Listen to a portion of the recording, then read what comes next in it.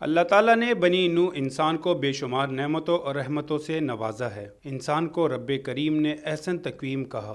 اولاد ایک عظیم نعمت تصور کی جاتی ہے۔ ہر ماں کی یہی تمنا ہوتی ہے کہ ان کی اولاد اعلیٰ تعلیم اور بہترین تربیت سے آراستہ ہو، لیکن اولاد سے محروم لوگ ایسے بھی ہیں جو جانوروں اور پرندوں کو اپنی اولاد سے زیادہ پیار کرتے ہیں۔ بفر زون میں رہنے والی سمرانہ اور ان کے شوہر مہتاب جو اولاد کی نعمت سے محروم ہیں، انہوں نے کبھی اس محرومی کو ظاہر نہیں ہونے دیا۔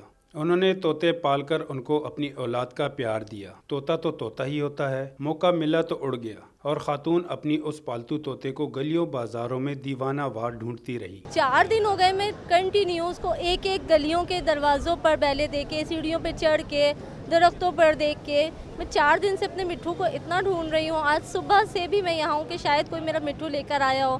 ملک میں معاشرتی مسائل، غربت اور بے روزگاری میں خوفناک حد تک اضافے کے باعث 2 وقت کی روٹی کو ترسنے والے والدین انتہائی لاچار ہو کر اپنے لخت جگر فروخت کرنے لگے ہیں۔ دوسری جانب سمرانہ اور مہتاب اولاد نہ ہونے کی وجہ سے پالتو طوطے کو اپنی اولاد سمجھ بیٹھے ہیں اور اس کے اڑ جانے پر غم سے نڈھال ہیں۔ کیمرہ مین محمد فیصل کے ساتھ Anwar Taj Bangash, Capital T V, Karachi.